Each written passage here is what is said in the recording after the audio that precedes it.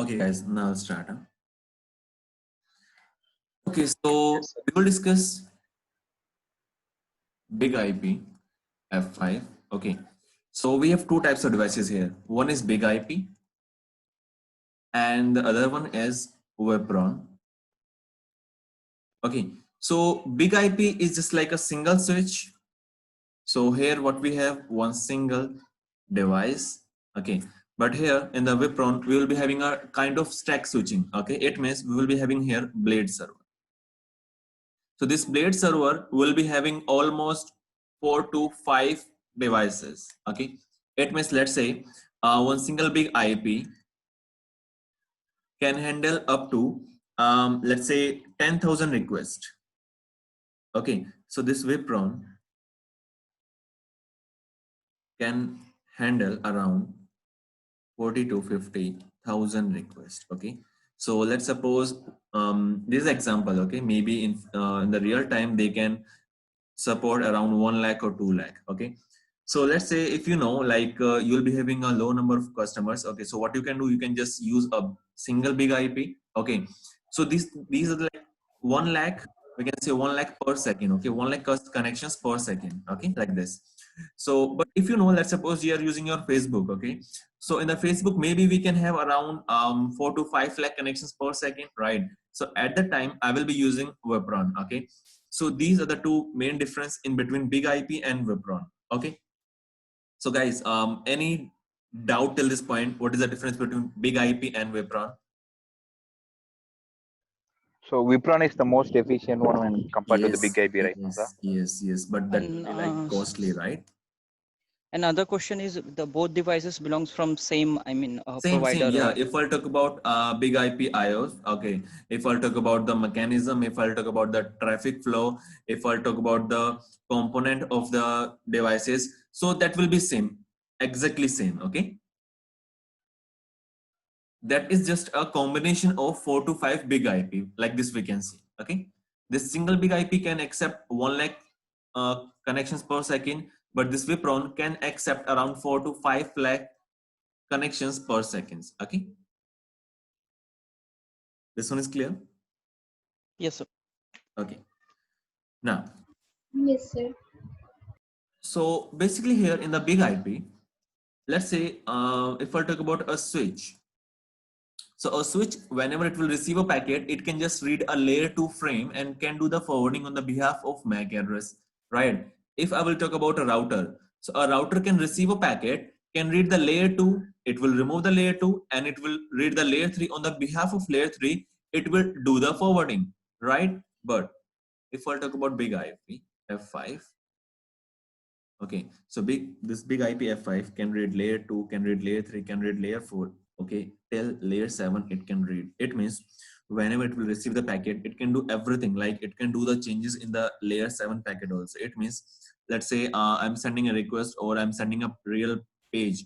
Okay, so this big IP can also modify the packet content. Okay, so in future, we will discuss how we can modify the packet content, how we can take the decision on the behalf of packet content. Let's say what I want, here we have big IP and here we have 1, 2, 3, 4 servers. Now what I want, whenever I will receive a packet from the customer that is using Firefox, okay, that should go to server 1. So like these changes we can do on the big IP F5. Okay, it means these types of requests we can do modification. Okay, it means it will not check the load balancing mechanism at that time. What it will check the conditions. It means what I can do here, I can use a set of conditions. Okay, if match this, then do this task. If match this, then do this task. Okay, if you know the programming, what we do, if else, if else, right? Same here in the big IP. What I can do, I can apply these conditions. If you know these things, so yes, you can apply. If you know the programming, so you can easily deployment these request and replies. Okay, it means you can do anything in the big IP. You're receiving a packet with the address of, let's suppose, 192.168.1.1. Now what you want, whenever you will receive a packet with this range, the packet should go to this server. Or let's say you're getting a packet with the information get. Okay, So just send the packet out to server 2 or server 3. So you can take any, what you can say, like we can change the behavior here of the packet. Okay, if I'm getting a packet, I can check the packet content and can take the decision on behalf of packet content. Okay, this one is clear, guys. So this is a kind of, I mean, route map. I mean, in We route can map, say there yes, is a right. kind of We can say thing, right? correct, Match this right. and set this. Because That is in kind the of thing. route map, what we do, we just set the conditions, sorry, Yeah. mark the condition, set the next hop self, right? Or we can say next hop. It's just a, QoS also policy and all kind of thing we Right, can correct. do by But matching that. yeah, if I'll talk about big IP here, what we do, we do the real programming. Let's say, if I'll talk about, whenever I will receive a packet 192.168.1, receive a packet with the source address, then do one thing, send the packet out to destination address, a new server that is 11.1.1.1.1. So I have to do some programming here. Okay, that is called as I rule. Okay, so we do some programming here. I will say here, if you find this address, then send the packet out to 11.1. Like this, we do some programming here. Okay, this one is clear. It means this big IP F5 can do anything. Okay, with the packet. If receive any packet, you can do the changes according to your requirement. Okay. So the Yes, sir. concept of big Yep. IP is clear. What the big IP can do, guys. If you have any doubt, just tell me. Yeah, hi Neeraj. Mhm. Is it mandatory to know the programming language or without programming? No, because no need to like have some knowledge of programming language. What you can do, because what we do whenever we use the I rules. Okay, so whenever we use I rules, so what you can do, you can just go to f5.com, okay, and you can find a directory of I rule. Okay, let's suppose what you want to do the changes on the behalf of destination IP address. Okay, so what you can do, you can just do a search for the destination IP in the I rule. So you will be having that programming over there. So you can just do copy and paste. Okay. Okay. So iRule is just like a HTML language. Yes. Okay, so you will be having a pre-configured Okay. commands. Okay, what you need to do, just search your component. Let's say destination IP, you want to do the changes for the destination IP, or you want to do the changes on the behalf of HTTP request, you want to do the changes on the behalf of HTTP reply, anything. Just do a search in the iRule directory, and what you can have those commands and just do copy and paste, do some changes. That's it. Okay. I mean, that's a kind of thing that people have already, I mean, searched for that, and they have write those rules, and they have Yes, paste yes, for the other people. yes, right. Yes, correct. There is a big I rule. Okay. It's clear now. So manually we can't define any rule. Sorry. Yes, you can define if you know the programming language. Okay, if you know the Python, if you know those things. Okay, so what is Okay. create your own programming language? Okay, your own program over there. Okay, cool. I have heard, sir, that iRule is used not Python but Yeah, TLS or but something like that. yeah, basically you have to check the mechanism. Okay, but the mechanism very simple. Okay, once you start using the I rule, you get to know what is the mechanism to use those things. Okay. So Yeah, we'll start I rules. That is the like last part. Okay. So once I will start the I rule, so that is like very easy. A cup of tea, we can say. Okay. So don't worry about these things. Okay. This big IP is very easy, guys. Okay. Now let's start the traffic flow. So basically, whenever we discuss anything, okay. So if I'll talk about a switch, if I'll talk about a router, if I'll talk about Palo Alto, any device, okay, if you know the traffic flow, so the things will be easy, okay, because in future we'll discuss some components. So if you know the traffic flow, so the components, the like servers, everything will be easy, okay. Now, so I will draw a diagram. Let's say here we have one customer that is connected to ISP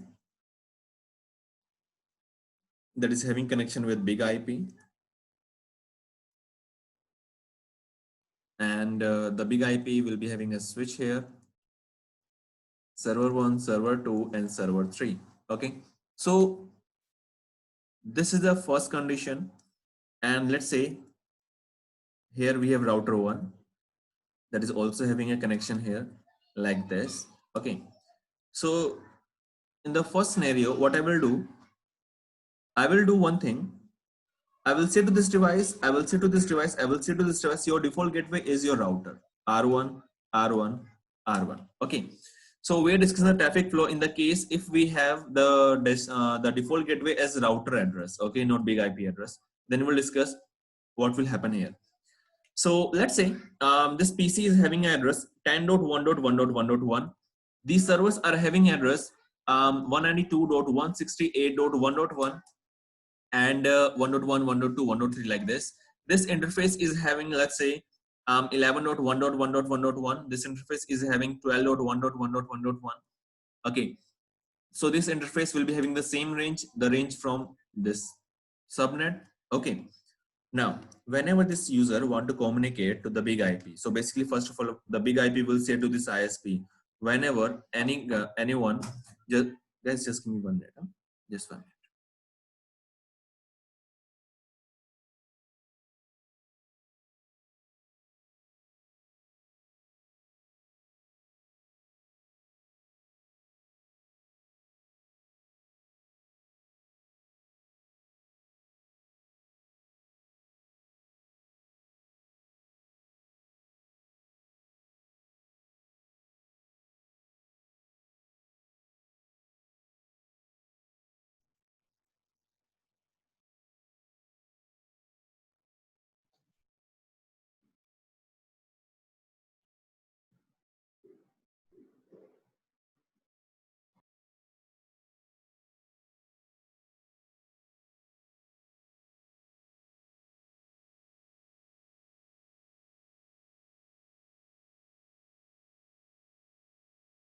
Okay, so in this condition, let's say, yeah, first of all, my big IP will say to my ISP, whenever anyone do any DNS query for, let's say, facebook.com, just do one thing, give a response with 11.1.1.1.1.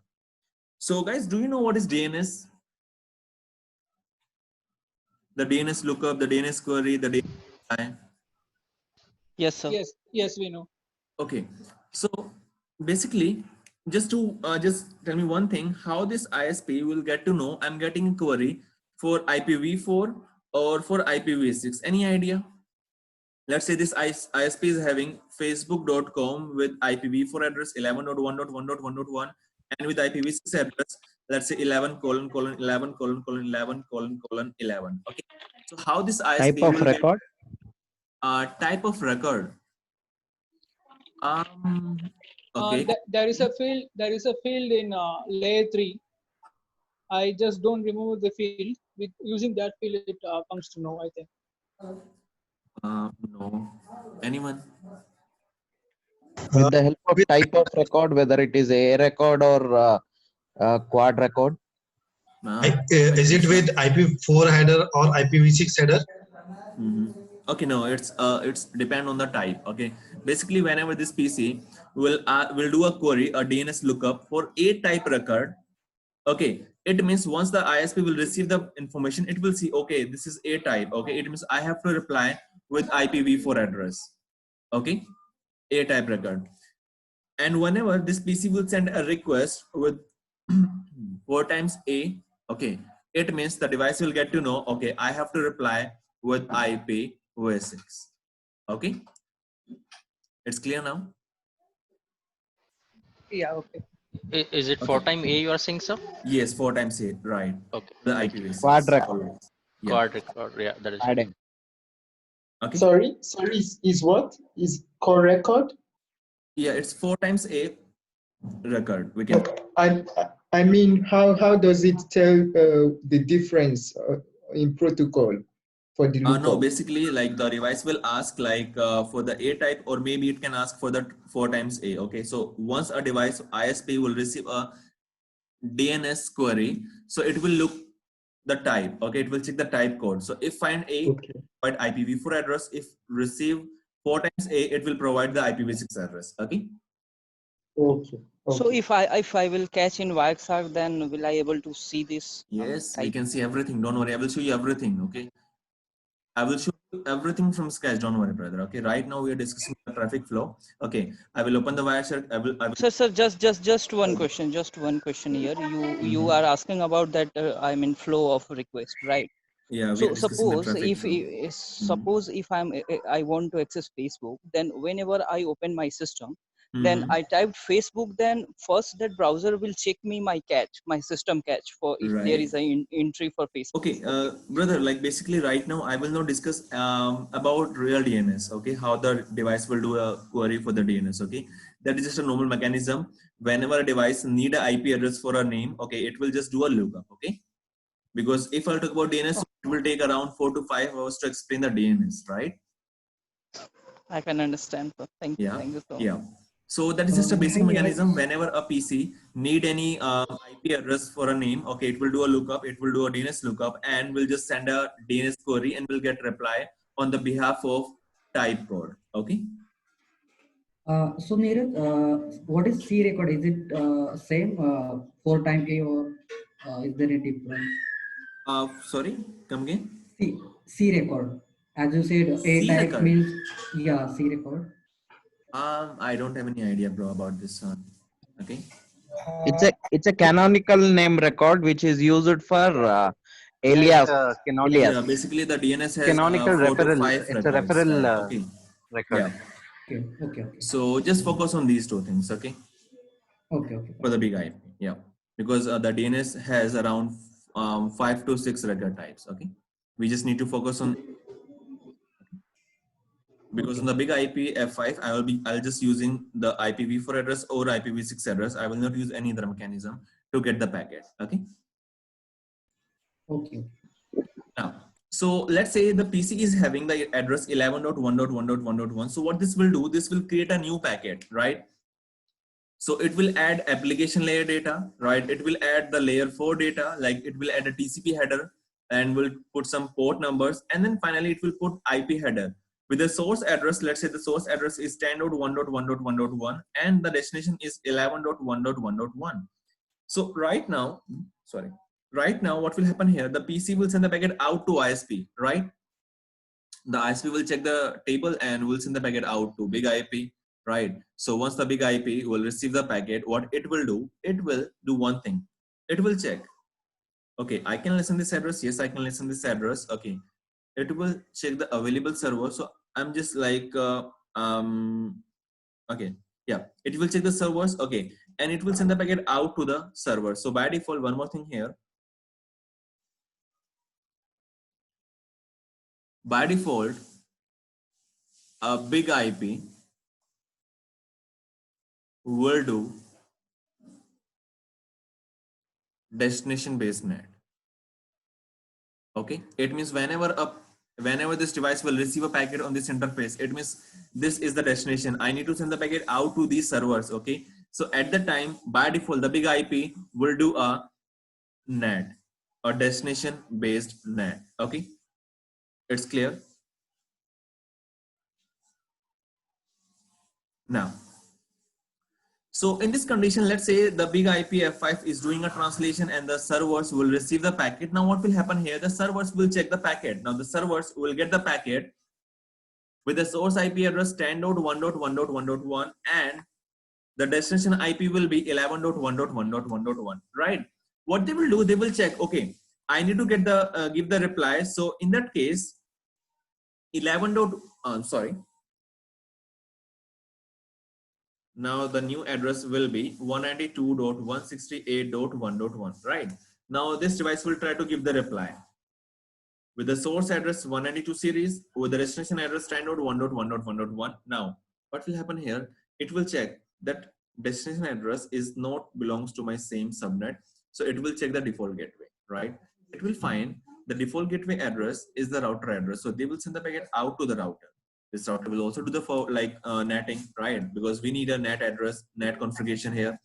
So whenever R1 will send the packet out here, what it will do, it will do some changes again in this packet, right? So I'm getting a router. That router is getting a packet with the address 192.168.1.1 with the destination address 10.1.1.1.1. So what it will do, it will change this address, right, to 12.1.1.1. Now the new packet will be look like this, 12.1.1.1.1, and the destination address is 10.1.1.1. No problem. It will send the packet out to 10.1.1.1, and this customer will receive the packet. Yes, it will receive the packet, but it will deny the packet. Or we can say, once the customer will receive the packet, it will drop the reply. Now, so guys, can you give me the answer why the customer will drop the packet? Why it will not receive it? It is sending a request, it will reply, but it is dropping the packet. Asynchronous routing. Asymmetric route. Asymmetric routing. Yeah. No, actually, there will be no entry for that. Okay, what is no. the real meaning of asymmetric and symmetric routing? Do you know real meaning of this thing? Real meaning, symmetric means the path is same for sending and coming. Okay. The asymmetric is like the sending path is different and the coming path is different. Okay. So let's say I'll draw design. Okay. Because again, as I told you, like to learn the big IPv5, you should know how the routing and switching works. Okay. So let's say here we have PC1. Okay. That is connected to R1. That is connected to R2. That is connected to R3. That is connected to R4. That is connected to this router. And here we have address 2.2.2.2.2. Okay. This address, this user is having address 10.1.1.1.1. Okay. Now, here I have configured static routing everywhere. So I have configured here the best path to reach 2.2.2.2 is via this router. Same here, I have configured to reach 2.2.2.2 the address, the best is via R3, the best path. Now I have configured here to reach 10th network, the best path is via R4. Same here, I have configured to reach the 10th network, the best path is via R1. This device will send a packet out. Perfect. It will receive the packet. It will receive the packet. It will receive the packet. It will give a reply. It will check. Okay, now the best path is via R4. It will send the packet out here. Right. It will receive the packet. So in this condition, it will drop the packet or it will receive the packet. No, it will not drop the packet. It will receive. It will not drop the packet, right? So why in this condition you told me like the device will drop the packet? So in case of any stateful device, it will maintain the session table. And once the forward traffic is coming, traversing via the device, it will look for the reverse traffic, and it will have the entry for that particular TCP session recorded in the session table. No, basically, and if the return traffic is not coming, if I talk Yeah, about hi, TCP session, Niraj. Actually, what happened here? The client 10.1.1.1, which will request to big IP on the VIP IP address, and in the reverse trapping, another source IP, destination IP. That means server IP address will be respond to client. So in that case, what happens? Client will can see that we are sending traffic to VIP and we are getting response from another different IP address. So that in that case, perfect. Due to this reason, the device will drop the packet. What is happening here? Whenever the client will generate a request, the request will be like this: application layer, right? Layer 4 like TCP and UDP, right? And then finally, it will have layer 3. So in the layer 3, 10.0001, like any address in the source address, and the destination is 11.1.1.1. This is your request, right? So what this client is expecting, I should get the reply from the same destination and with the same source, right? Correct. So if the client will receive a packet with the source address 11.1.1.1.1 and the destination address 10.1.1.1.1, then only I can receive the packet. But right now, the addresses are different. The source address is 12.1.1.1.1 and the destination address is 10.1.1.1. So in this condition, device will drop the packet. Okay. Sorry, I have a question. Sorry. My question is, how did this 12.1.1.1 come about? Who modified the source? Brother, Yeah. basically that is a basic concepts of routing and switching. Okay, so I cannot explain the routing and switching here. Okay, because if this R1 will receive the packet, it will perform the NAT here. It will do the translation, and the router will change the address from 192 Okay. to else network. Okay. There's in nothing on R1. That's why you are saying okay. Go ahead. It's okay. Yeah. Okay. Okay. Now, so that's why whenever we configure the servers, okay, and the big IP, we always try to configure the gateway address as my big IP address. Okay. So it means what we have done right now, just make sure whenever you will configure the servers, your default gateway should be big IP address. Reason, whenever the big IP F5 will give the reply, it will just change the packet out, will just change the addresses with the same addresses, right? I'm getting a packet with address 10, with address 11. Now I will give the reply with address 11, with address 10, right? So that's why here we need to configure the default gateway of my big IP F5 address, okay? This one is clear. Now, the next thing, now I'll just talk about a client. Let's say we have one client. So right now we are discussing that this is the topic like what the big IP F5 can do, okay? So I'm just using one single client. I'm just using one single server, okay? Because we want to discuss the flow and the mechanism. And here we have big IP F5. Okay, so let's say this client want to communicate and we are using HTTP S request. So what is the meaning of S? Any idea? Secure. That is encryption. Secure. Okay, secure, right. So basically here, what will happen here, whenever this device will send the packet out, it will do one thing. If any protocol is using TCP, right, it means that will do a three-way handshake, right? A TCP three-way handshake. It means the first thing here, whenever the client will do a TCP three-way handshake, it will always do the TCP three-way handshake with the, okay. So once this TCP is successful, then only the big IP F5 will send the packet out to my server, okay. If the big IP F5 faces any issues here, in that condition, big IP F5 will drop the packet. It will never send that request to the server, okay. Now, this was the first thing. The second thing, so if that is S, it means that is secure connection. So here, all the data will be encrypted, right? So what this big IP F5 can do, the big IP F5 can take a decision. It can be encrypted here, it can be decrypted here, okay? So basically what we do here, we always use this method, okay? Because the big IP F5 has already done the encryption to decryption. Now no need to encrypt again the data, because if I will do the encryption again, in that case, I need some cards here to read that encryption again, okay? But the big IP can do the decryption. Yes, tell me. Any doubt, bro? Okay. So here the big IP F5 will receive the packet that is encrypted and will do the decryption here, okay? So it's up to me. I can just say, just do the encryption again, or I can say just send a packet with a plain text format, okay? Next thing here, whenever client will send the data, right? So let's say I'm accessing the big IP F5 with the IPv4 address, but the server is having IPv6. So yes, this big IP F5 will be able to change the IPv4 address to IPv6 address, okay?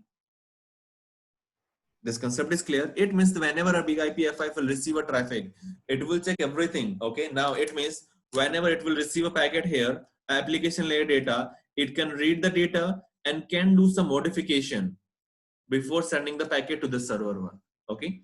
So 1, 2, 3, 4, 5. So these tasks a device F5 can do, okay? Now, the next thing. Sir, okay, Yes. okay, the big IP. will receive the packet plain text data, then it will be encrypt and decrypt then send.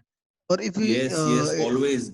The device, this big IP F5 will always receive the data and will do the decryption. Okay, we have to do some we have to apply some profiles here to read these things. Okay, look here. Let's say we have configured whenever big data IP. is already encrypted, Mm-hmm. then it will be decrypt, then again encrypt. Yes. Reason behind, we want to do some changes. We want to do some modification. If I will not be able to decrypt the data, I will not be able to do some modification, right? Correct? Because here what we need a modification. So here what we need to assign here, this big IP F5 should be able to decrypt the data, and then only if it can decrypt the data, it can read the data, can do the modification, and can again do the encryption, or can send the same data to the server. Okay, clear? Cool, fine. Clear. Okay. Sir, in Yes. every case, it's going to be encrypt the data, or it's No. depend on the application. So in what condition it will do these things, I will discuss. Okay, once we start the component. Okay. Okay.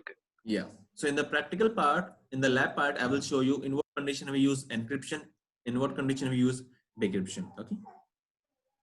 Now. So Just one question. Does it have routing capability or no? the big IP F5. So basically, yes, it has, yeah. Okay. It will check the table. Okay, it will be having 4 to 5 interfaces or LAN interfaces. It will check the packet. It will check the LAN addresses and will route the packet. 100%. Okay. We never use F5 to do the routing, but yes, we can say it. It can do a kind of routing. We can say, okay, because it will route the packet. If a device is having capability to route a packet, it means yes, the device is doing a routing, right or wrong? Correct. Yes. So basically, it routes to the server only. To the servers only. Yes. From the client to server, from server to client, like this only. Okay. Okay. Yeah. Thank you. Okay. Yeah. Now we'll discuss the big IP hardware.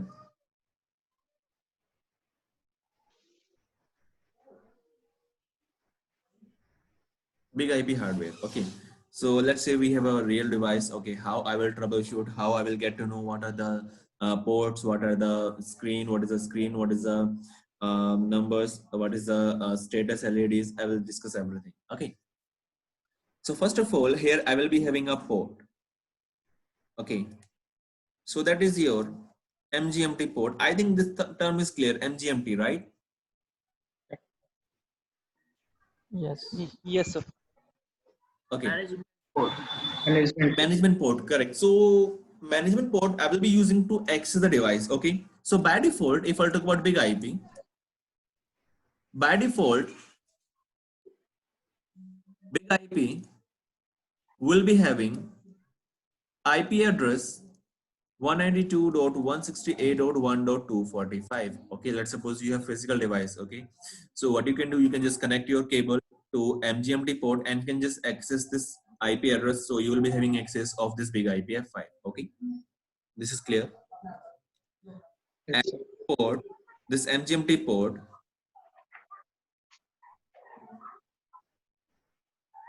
is also known as E0. Okay. So whenever, let's suppose you want to do some changes in the IP address, in this IP address. So what you will do some changes to this interface. Okay. Now, the second port. So this second port is your console port.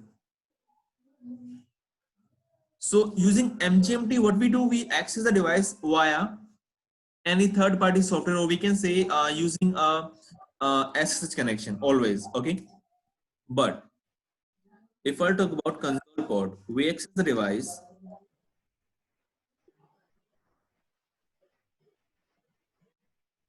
using console cable. Okay. And the console cable, the big IP console port, the console cable will be DB9 connector. Okay. DB9 connector, this is a serial cable. So once you'll be having the device, you can see your big IP F5 console port. Okay. Now,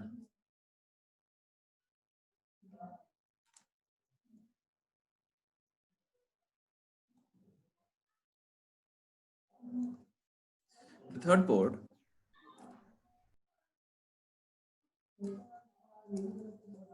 this is USB port. Okay.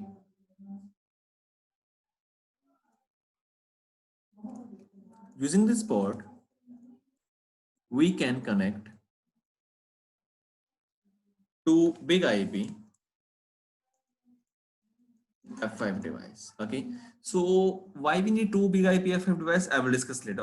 Or we can say, if you know the protocol FHRP, so in that condition, what we do, we have a backup device, right? Same here. If you need a backup device, what you can do, you can connect the device using your USB port, or we can also use other ports. Okay. That is just to connect another device. Is it for HA? FHRP, first hop redundancy protocol. So that was in the case of routing and switching. Here we use a failover. Okay. And in management, there is one dedicated port, or Ethernet 0 is also. Yeah, basically this MGMT port is called as E0, Ethernet 0. Okay. Okay. Yeah. The name is E0, or we can say MGMT port, because always whenever I want to access the device, okay, via remote location, so I will always access the MGMT port, always. Okay. If that has a global address. Okay. Thank you. So, sir, is it kind of active standby type or what? Yes, active standby, correct. Let's suppose what you want a backup of your device. Okay, so what you can do, you can just use another device like a failover device. So one device will be active. Okay, another one will be standby. Okay.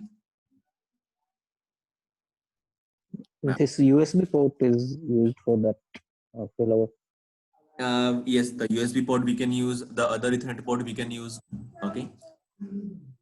Sir, we are using their virtual IP. Brother, I will discuss about thing later. Okay, don't worry. Okay. Right now we are discussing the big IP hardware. Okay, let's focus on this one.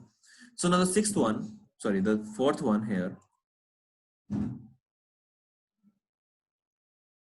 This is your real failover port. Okay, so if you need, you can connect your another device with this big IP with this USB port, but this main port is used for the failover. Okay, this is your failover port. Again, this will be a DB9 connector. So you have two ways. You can use a serial cable to connect a big IPF5, or you can use a USB cable to connect a big IPF5. Okay, this is clear.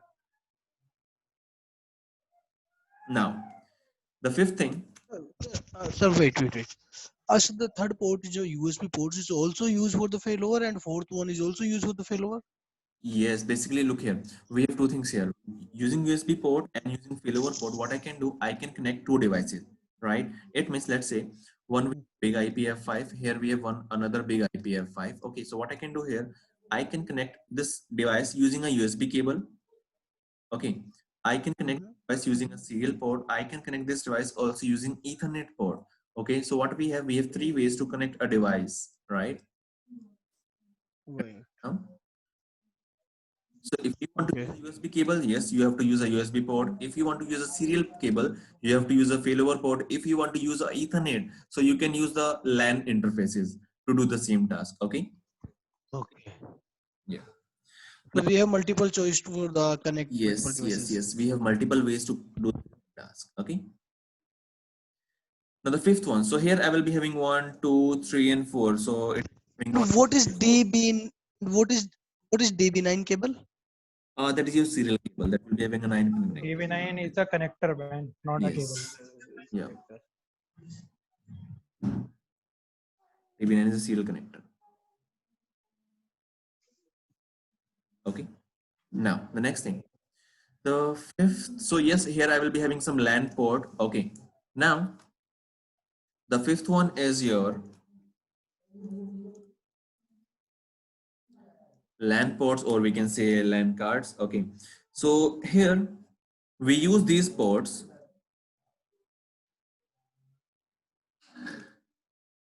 to connect the servers to connect the ISP or for the failover also. That's clear. So here I can connect my local LAN, I can connect my global ISP, I can also connect another device using these ports. Okay. So it will always start from 1.1, then 1.2, then 1.3 like this. Okay. So if I talk about MGMT port, that will called as E0, Ethernet 0. If I talk about like your LAN ports, okay, when I configure the LAN port, I'll be using 1.1, 1.2, 1.3 like this. Okay. Now,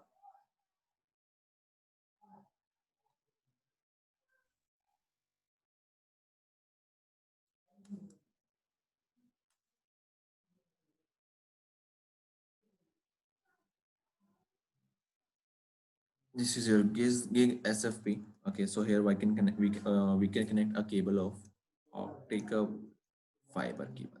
So here, what I can do, I can connect a fiber optic cable on this part. Okay, then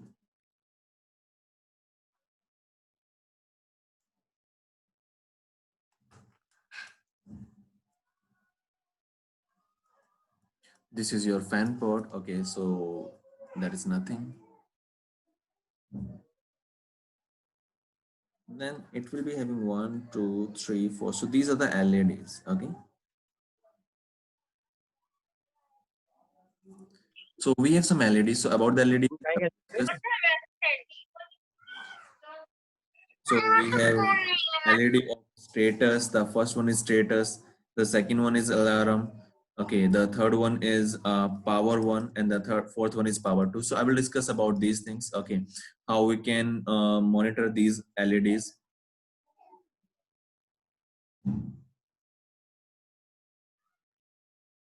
Nine. So here, this is my LED. Sorry, LCD panel. Okay.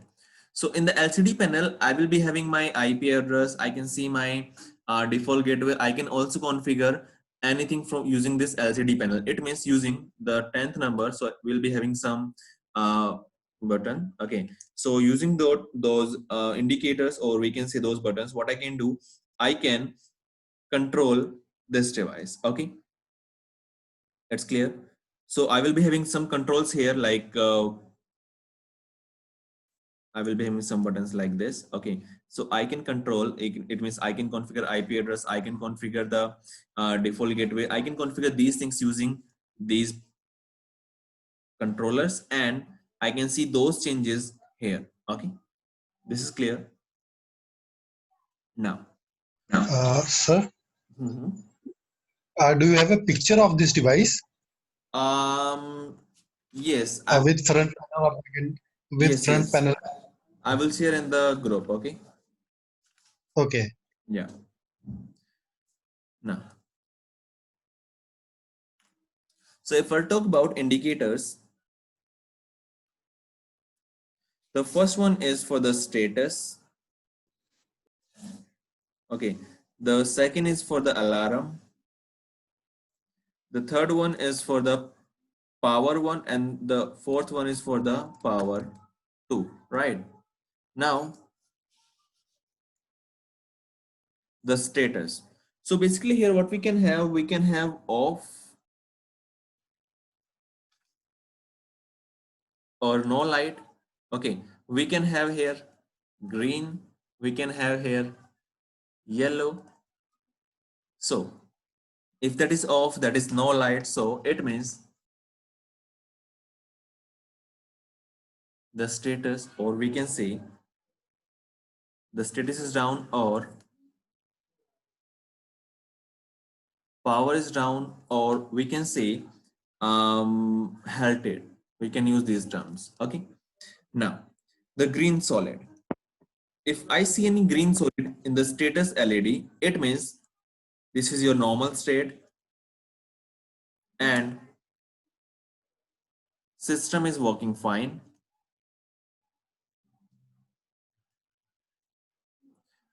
If you see the yellow light, it means the device is not active device. If I'll talk about active and standby, okay, so if let's suppose we have two devices, okay, one is in standby, one is in active state. Okay, if you see the yellow light, it means the device is not the active device. Okay, or that is impaired, that is not paired with another device and but not active. Okay, last one is yellow blinking. So this yellow blinking, once you see the yellow blinking, it means you have some issues in your hardware. So that is your hardware problem. Okay, so these four status I can have in the status tab. These LEDs we can have. Now the second thing, the second we have alarm. If that is off or no light, it means no alarm is present on device, or device is operating properly. Okay, so if that is off, that is no light, it means no alarm is present on the device or the device is operating properly. Okay, the second one, if you see the red solid here, the red solid color here, it means we have some emergency, or we can say system is not working fine, or we can say system is not operating. The next one is yellow solid. It means here system is not working, but the conditions are not that much serious. It means for a short time, what you can do, you can ignore those things, okay? But you have to look for the issues, okay? But that is not a serious problem. Now the final, the third one or the fourth one, both are same. The power one, power two, it means I will be having two power cable here to connect the device. Okay, if you see off or no light, guys, I cannot read your comments, okay? Off or no light, it means power is down, or yeah, power is down basically, or the cable is not connected. If you see green solid, it means power is present and working properly. If you see yellow solid, it means power is present but not working properly. It means you need to change your cable at that time, maybe, okay? Or you're not getting the current, at that time. Okay, so these are the status LEDs we can have on my device. So any doubt in this one, in the status? So guys, if you have any doubt in these status, just tell me. Everything is fine till this point? Yes, everything is clear. Okay, now, okay guys, just take a 5-minute break. Okay, then we'll start. Okay. Yeah, no problem. Sure.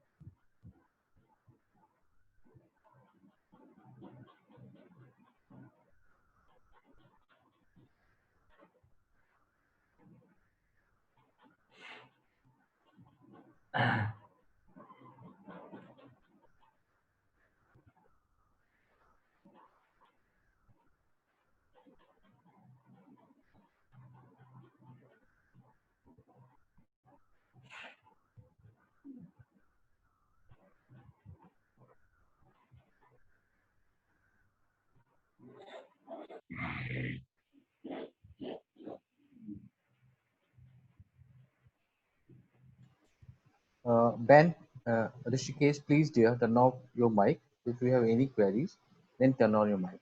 Please turn off your mic. Rishikesh, Ben, can you hear me?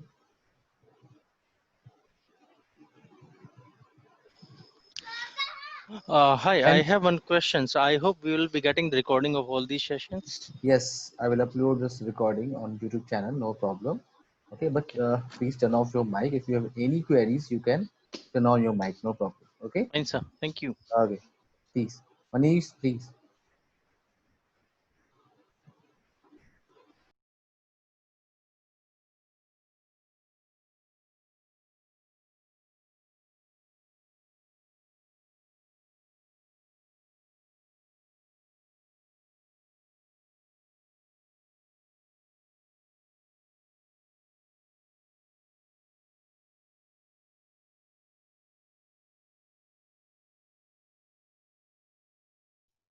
Okay, guys, let's start.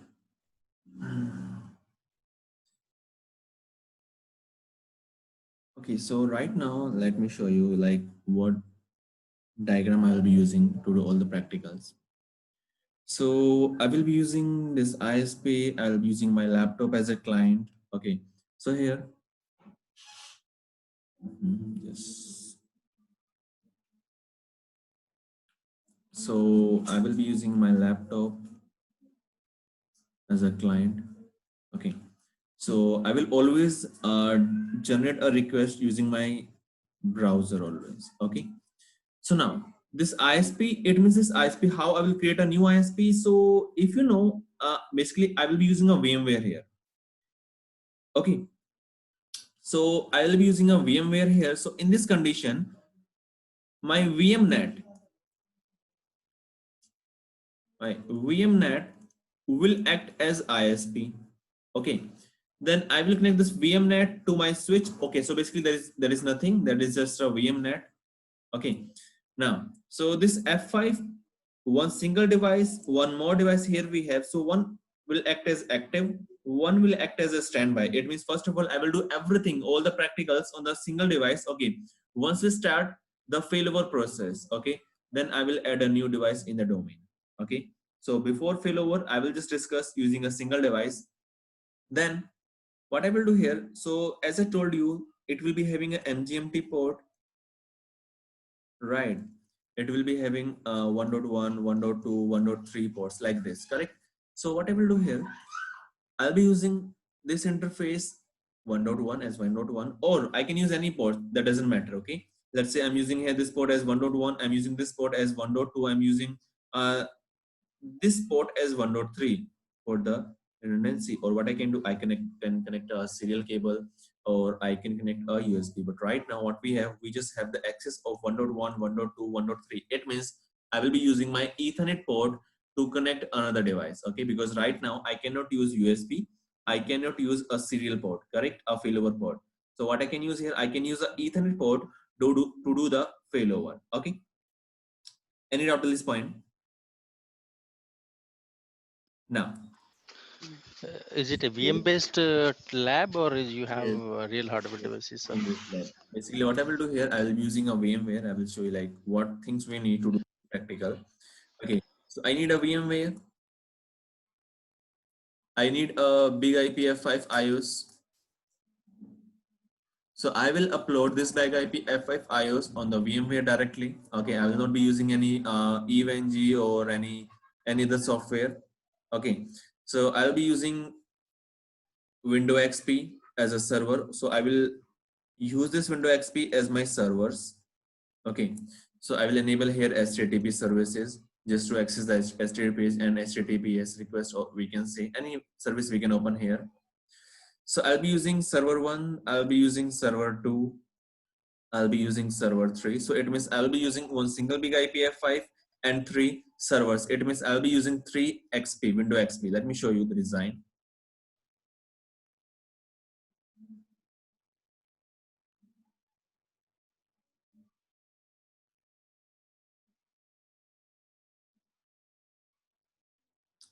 So I'll be using a big IP Ultima F5. Okay, then my server 1, server 2, and server 3 I'll be using. Okay, So first of all, to do the practicals, the basic practicals, what I need one single big IPv5 and I need 3 servers to do the basic practicals. Okay. Now, so now what I need, as I told you, on the big IPv5, I will be having 1.1 port, 1.2 port, 1.3 port, right? It means what I need here, I need, and for the MGMT also, MGMT port. So I'll be using a VMNet adapter for this MGMT. I will be using this VMNet adapter for 1.1. I will be using VMNet adapter for 1.2. I will be using VMNet adapter for 1.3. It means this will be a different adapter, a different adapter. Okay. It means these adapter will act like a switch. Okay. So if I'll show the diagram here, you can see here we have switch. Here we have another switch, right? And same here, I'll be using a switch in between these two devices. So these switches will be like, this will be, let's say, VMNet 8, and this switch will act as VMNet, let's say 1, this will act as VMNet 2, okay? So these VMNet just trying to like make the communication in between two devices, that's it, okay? So these will act as my switches, okay? This is clear. Any doubt at this point, guys? Sorry, I extremely sorry, I missed it. Can you repeat it, please? Sure, no problem. Yeah. So basically here, whenever I will do the practicals, okay, so I'll be using one single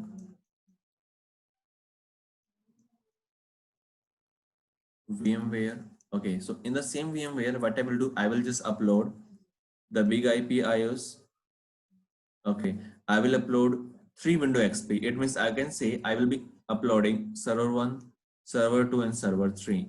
Okay, and then what I will do, I will connect these 3 servers, as here we have server 1, server 2, server 3. Okay, I will connect to a VMNet. Let's say this is your VMNet 1. Okay, so I will connect these 3 cables like this port, and this port in the VMNet 1. Same here, the big IP F5, this port I will connect in the case of with the VMNet 1. Okay, it means this switch will act as, this VMNet will act as a switch. So it will just receive the packet, will do the forwarding with the same members of the VMNet. Okay, so this is a local design.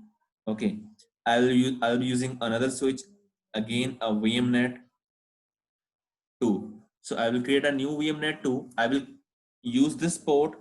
I'll use this port and I will connect my laptop with that VMNet 2. Okay. So once I will configure VMNet 2, I'll be having one single IP address to my VMNet. So I can use that IP address to make the communication to these servers. Okay. Finally, I will connect one more VMNet to connect these 2 ports via the VMNet. Okay. It means those VMNet will act as a switch here. Okay. This one is clear now, guys. The VMNet concept here. Yes, sir. Yep. Yes, Okay. clear. Basically, VMNet is like a VLAN, right? That is just a switch. Okay. So about the VLANs, I will discuss what is the meaning of this VLAN here. I'm using a VLAN 20, 40, 10. I will discuss about this one. Okay. Okay. Okay.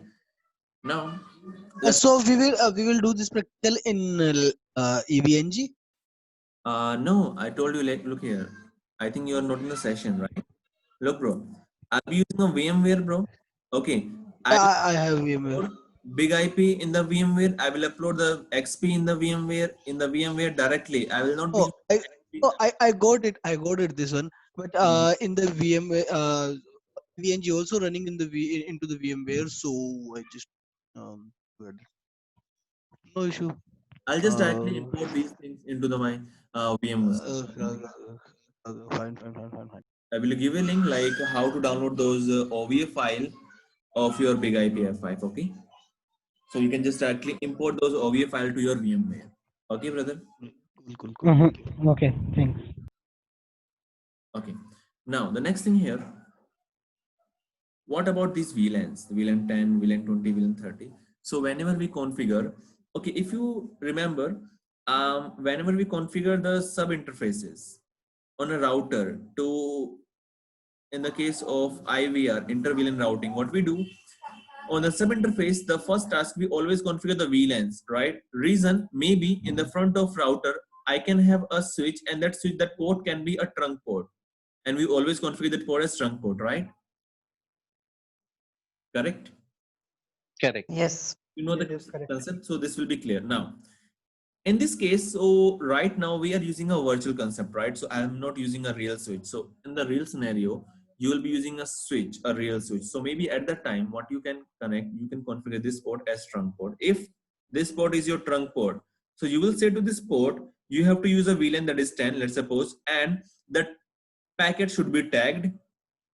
Okay, if this is your access port, so you can just say use a VLAN 10 and just untag the packet. Okay, so we can configure both of the things. If that port is trunk port in the physical devices, okay, if that port is trunk port, it means that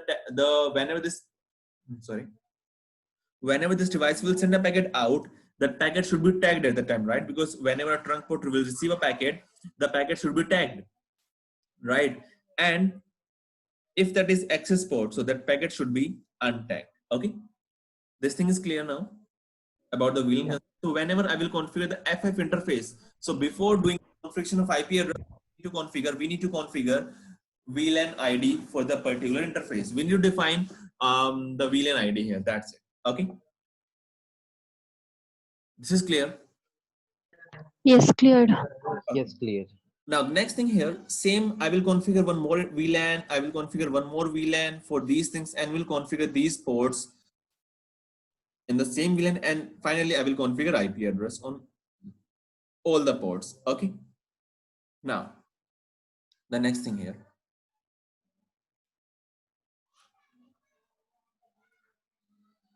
So let's say we have big IP. Okay, and I will be having a switch. Then I will be having 1, 2, and 3 servers, server 1, server 2, server 3. So now I'm using some components here, okay? So these servers, we never say here servers. What we say here, we say node. Node 1, node 2, node 3, node 1, node 2, node 3. So whenever I will configure big IP, the first task, the very first task. So basically, first of all, I need to do those things. It means I need to configure VLAN, I need to configure IP addresses. So these things I need to configure. So before these things, what I need to configure? VLAN, I need to associate the interface with VLAN. I need to configure IP address. I need to configure float IP address. So I think the term VLAN and we have to connect that interface. We have to associate the interface with the VLAN and the IP. I think these three terms are clear. Now, this is a new term here, float IP address. So basically, the float IP address should be same on both FF devices. If I'll talk about the VLAN, if I'll talk about only IP address, so that should be unique on both devices. Otherwise, what will happen over there? They will give me the error, right? The same IP address, correct? So this float IP address is just like a HSRP virtual address. Remember about the HSRP virtual address? What we configure, if I talk about physical addresses in between two routers, so those interfaces should have the unique addresses, right? Let's say one interface is having 10.1, the other should be having 10.2, right? Or any other address from the same range. But if I will talk about the float IP address, or virtual address in the HSRP, okay, so at that time, the virtual IP address should be same on the device number 1, on the router number 1, and on the router number 2. Same here, the float IP address is just like a virtual IP address in the case of HSRP. What we do whenever we configure IP address on the big IP F5, that should be unique. But once I will configure float IP address, the floating IP address, that should be same on both big IP F5 device. Okay. So I think the concept of big IP F5 is, the float IP address on the big IP F5 is clear, right? Any doubt? Yes. No, clear. No doubt. Now the next thing here. So this was the very first task, right? Now the second thing. I need to configure, first of all, I will configure here node. Okay, it means I will say to my big IP F5, you have 3 servers. It means you have 3 node number 1, node number 2, node number 3.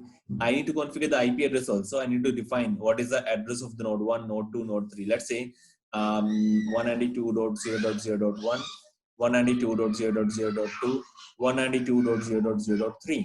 So I need to configure first of all the nodes. Okay, so those nodes will act as my servers, or we can say nodes, no problem. In the second case, I need to configure a pool. In that pool, I will assign the pool members. So these will be my pool members. So a pool will be having pool members, and whenever I will configure pool members, the third thing we can just put as third thing the pool member, but that pool member is a part of pool. Let's say here we have pool members. Pool member here, what we have, the node will just give me the IP address of the device, right? So this node will just give me the IP address of the server, but this pool member, what it will give, it will just say, this is the IP address of the device and this is the service of the device that is offering. It means, let's say this server is offering HTTP request, same here HTTP request, and this is offering HTTPS request. Okay. So in the node, I will just say these addresses, but whenever I will configure pool members, I will say I have node 1. Okay, that node 1 is giving a service of port number 80. We have node number 2. What we have here, port number 80.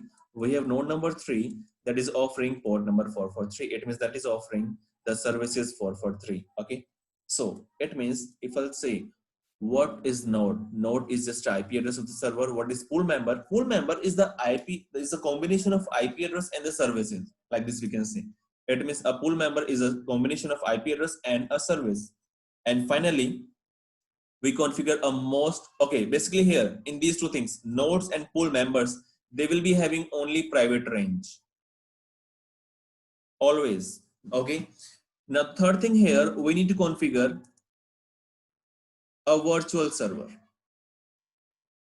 So finally here we need to configure virtual server. So here in the virtual server, what I will do, I will configure a global IP address. Okay, if I'll talk about router, let me use a router here. Let me discuss. Let's say we have R1 here, and this is connected to my local LAN, and this is connected to ISP. So what we do, we always use a IP address here that should be routable over the internet, and here the IP should be should not be routable, and we'll be having a range. Let's say a private range 192.168.1.1 or 172 range or 10 range, right? So whenever R1 will receive the packet, it will always receive the packet on this interface, and then it will do some netting, will send the packet out to this LAN. Same here, once it will receive the packet here from the private range, it will translate the addresses to the global. Same here in the big IPF5, we will configure here virtual address. So that virtual address will be having combination of global IP plus your global port number, and that should be associated with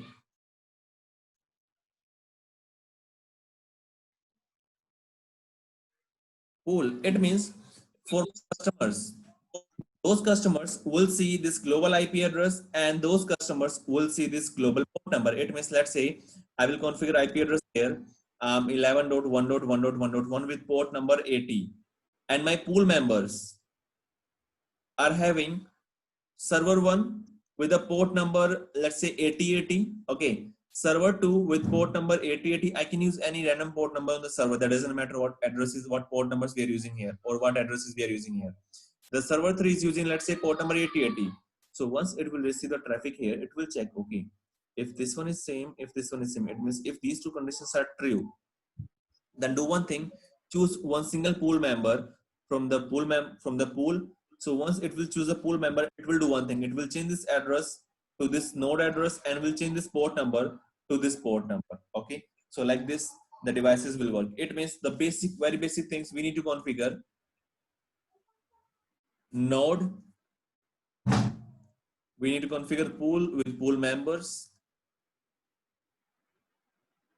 we need to configure virtual server. Guys, any doubt?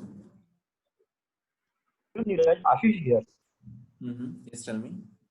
Actually, you just defined that virtual server is a combination of global IP plus port number, correct? Correct. So that virtual IP is seen to the client, or it is only visible up to the that premises, or up to the server premises, or up to the data center. Okay. No. Basically, the let's say whenever I will do, let's say I'm doing a lookup for the facebook.com. Okay. So I will get a global address. Okay. So that global address is the address of virtual server of Big IP. Okay. Okay. It means whenever I will access any device, the traffic will directly hit to my Big IP. Okay. To which address? To that virtual server address. Okay. If that match, if that is condition is true, it will check the pool members. If not, it will drop the request. Okay. If let's suppose I have configured the virtual server with the address 11.1.1.1.1 with port number 80, or let's say 443, and I'm trying to access this device, this IP address with port number 80, it will check. Okay, I'm getting a packet with the destination this one, no problem, that is fine. And then it will check the port number. It will say, oh, I have configured here 443. I should receive the packet with 443, but I'm getting port number 80. I have to drop the request. Okay. So the port number and the port, the IP address will always be global. And whenever any client will access, so that should use the same combination. If that is using the same combination, it means the big IPF5 can check other things. It means can check the pool members to do the forwarding. Otherwise, it will drop the packet. Okay. Yeah. Okay. Neeraj. Okay, Neeraj, just a minute. Okay, Neeraj, in my environment, wherever I'm working currently, we define the virtual IPs only, but we are not defining the virtual IPs with a port. So when the traffic is coming from any client IP or any from client, so it will hit the virtual IP, and then we will distribute it according to the port. No, So just one thing here. Whenever you will receive a traffic, okay, so that traffic will be having a layer 4, 100%, right? We cannot receive a traffic without layer 4. So that layer 4 will always be having a port number, a destination port number, correct? Right? So basically right now I'm discussing the basics. So if I'll talk about IAP, okay, so if I will discuss the IAP, in that condition, what we do, we just configure IAP without doing these configuration, okay? That is advanced level configuration, okay? Okay. So if your network is configured with the things like with only IP address, not with the port number, it means you are using IAP feature to do everything, okay? Oh, okay. Advanced feature, Thank you. but that is an easy tool. That is a tool, we can say. We are using a tool to achieve the task. But basically, what we need to do here, we need to go one by one to make the things understand, and the things will be very easy. If I'll be using IAP, so things will be like complex. Okay, if I'll like do any troubleshooting, so maybe I'll get confused. Okay. So Neeraj. then you can go to IAP. Okay, that is advanced level configuration, and here we have basic configuration. Guys. Neeraj, in other way, we can say that this is the another security mechanism. So when we just allow only the IP, so that all traffic from the other services will come. But when we just define any specific port, then our devices only entertain that particular request, right? Right, correct. But basically, whenever we use IAP, in that condition also we have to define the port number. Okay. Indirectly, directly here we are defining the port number. Indirectly, we are defining air port number. Okay.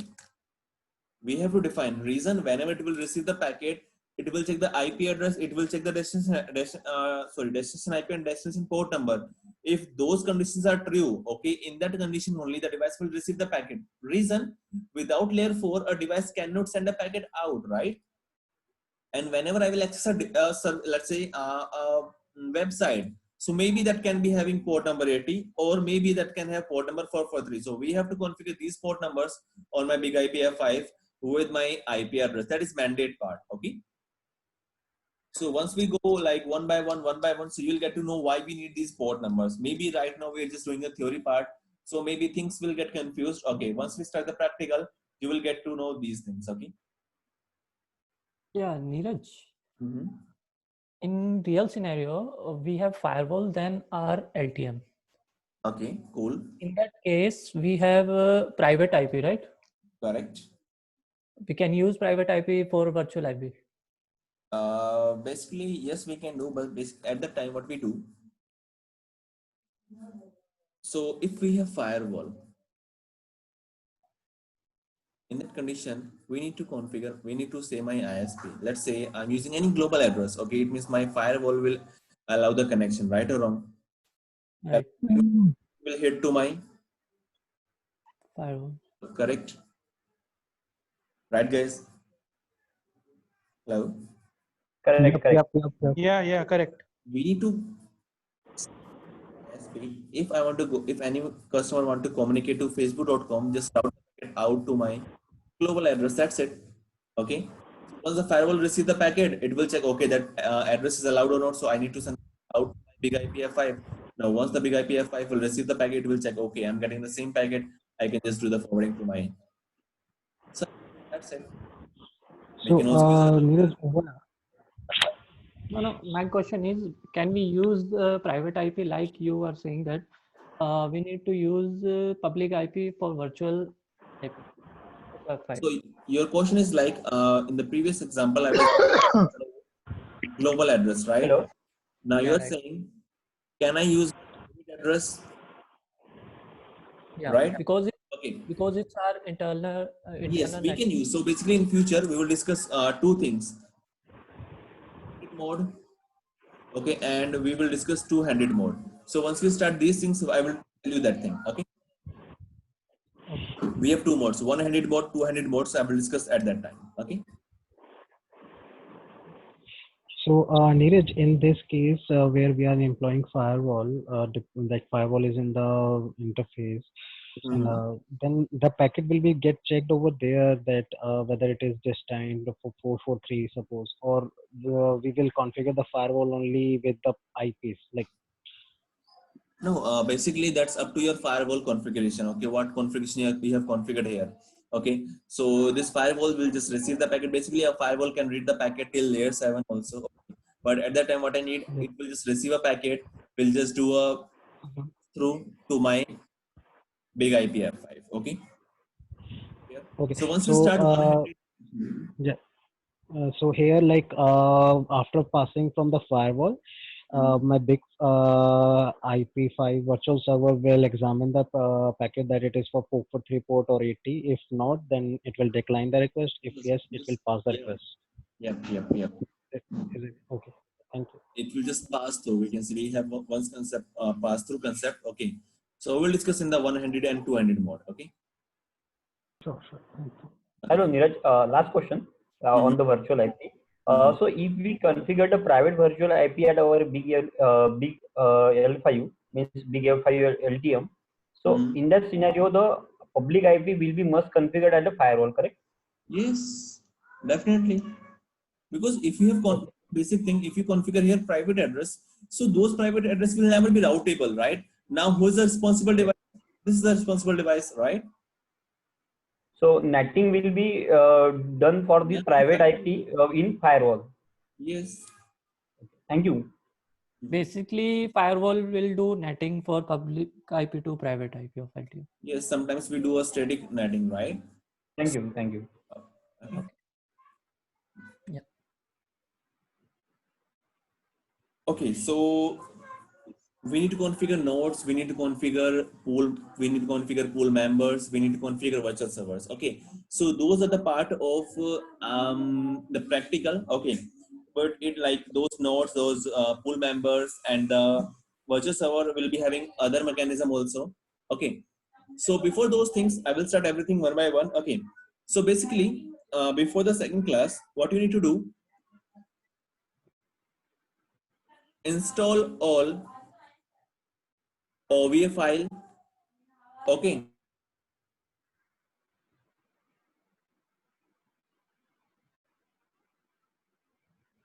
So you need to install all the OVA file to your to your VMware. Okay. You need to install your servers like your XP 1, 2, 3, 3 Windows XP we need here. Okay. Just do this setup. Okay. Just use these things. Okay. And you have to get your license also. So right now, first of all, I will show you how to download the OV file, how to download the license also. Okay. Now, first of all, you have to go to f5.com.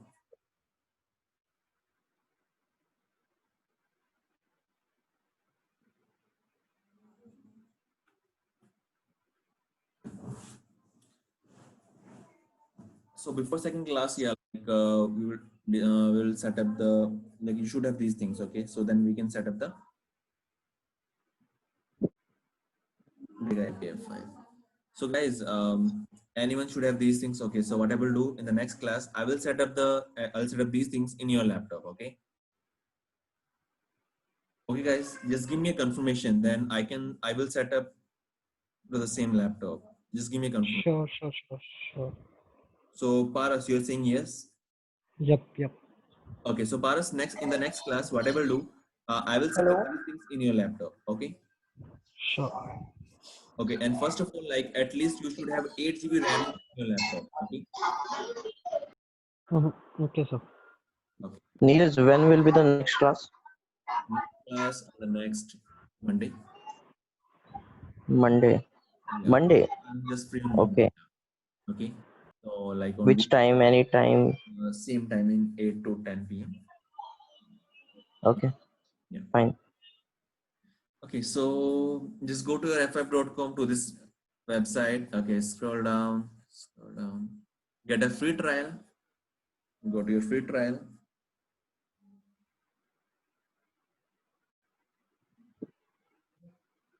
Get the free trial. Yes, we need a free trial. Okay, so here we have big IP. Go back. So here we have free trial for these things, right? Big IP, big IQ, virtual edition, the cloud edition, and these things, right? So what I need here, a virtual edition right now. We are not working on the cloud. We are working on the virtual edition. So go to your free trial here. Okay, and we need to log in or register, we can say.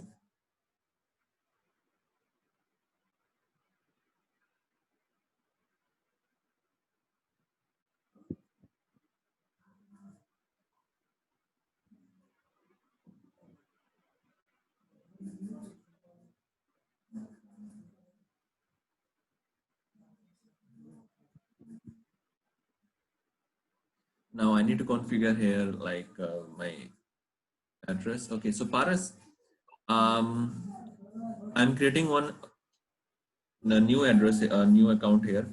Okay, so just use your email address here. You can access my device. Okay, just use your email address here. You can type.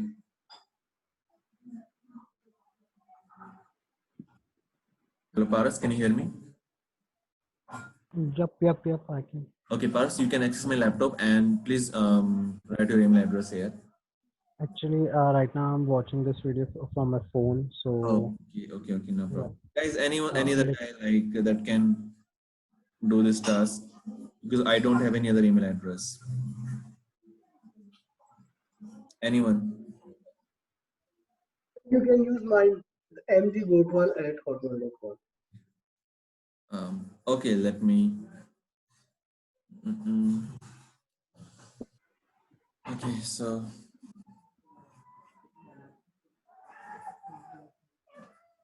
Okay. Use.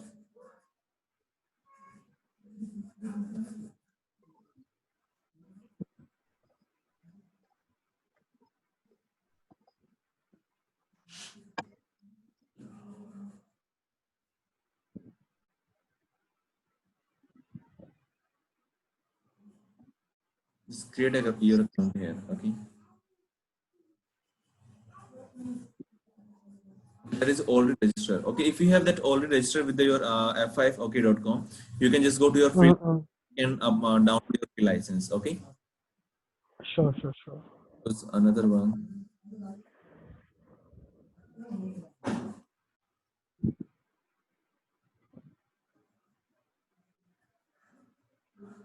Okay, so just 1 minute.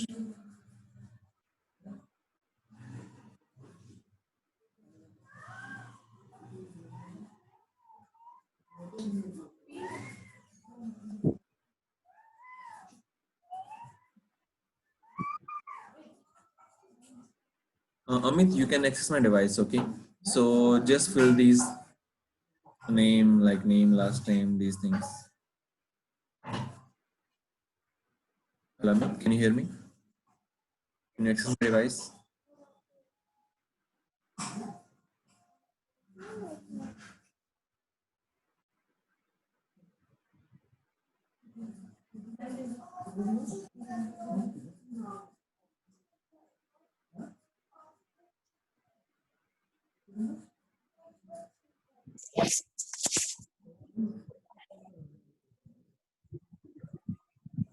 Amit, can you please fill the form?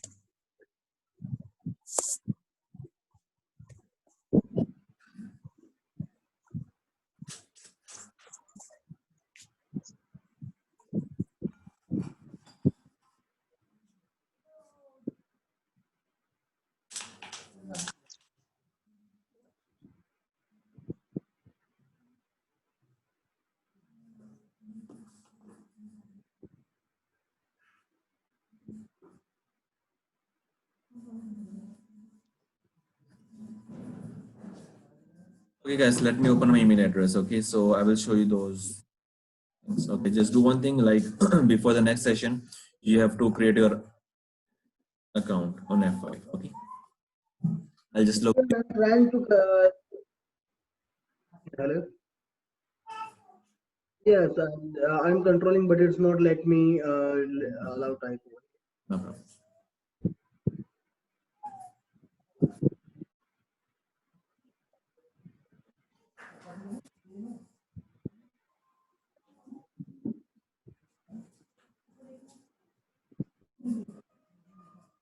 Just give me 1 minute.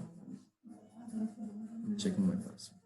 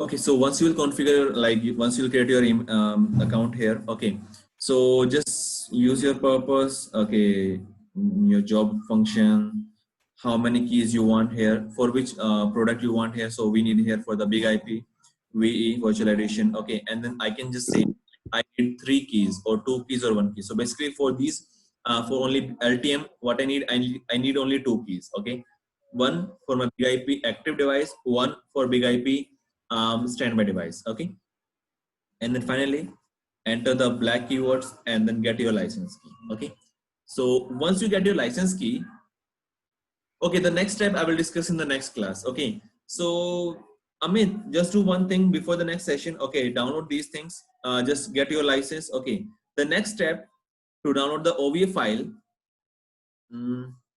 go to your, I'll show you, just 1 minute.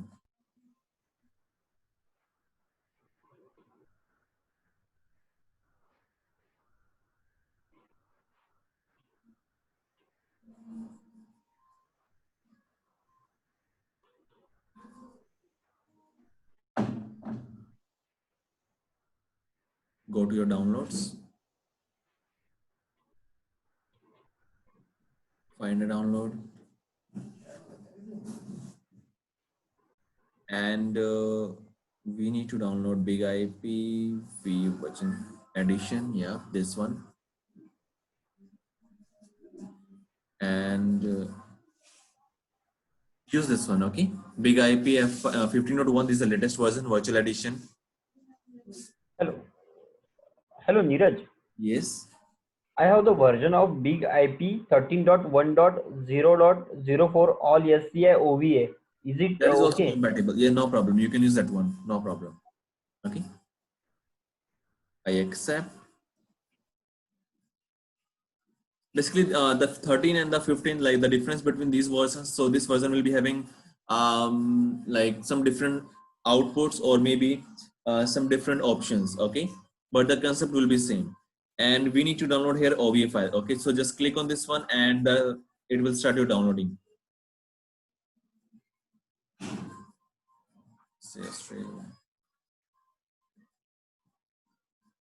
And just save your file. Okay. So Amit, you okay? Just download this file in your laptop. Okay, and download the Windows XP also OVA file for the Windows XP and those keys also. Okay.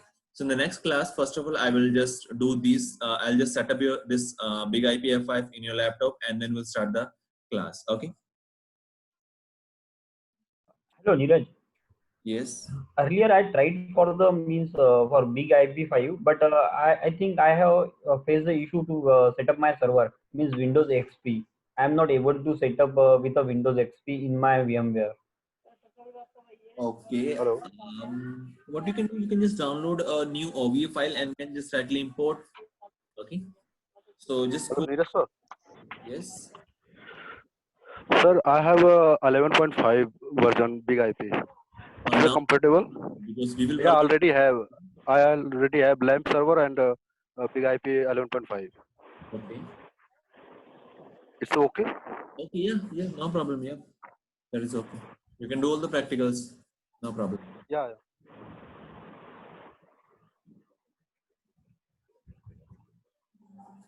So the Neeraj next class will be on the same day, on the Monday, 8 to 10?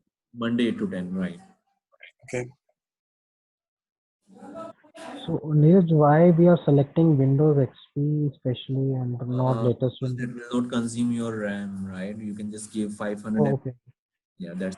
You can also use Windows 7, Windows 10 if you have a good RAM, your laptop. No problem. And here we have link to download the Windows XP OVA file. That's it. Okay. So you need your big IPF5. You need your Windows XP file. That's it. Okay. And then I will set the lab in your laptop. Okay, guys. Thank you, sir. Next class, first of all, I will do the installation process. Okay. We'll do the licensing process, everything we'll do, and then we'll start the practicals and the theory part also. Okay. So today we have done the basics of big IPF5. Okay. Yep. Thank you so much. So guys, Thank you. Thank you. Thank you so much, Neeraj sir.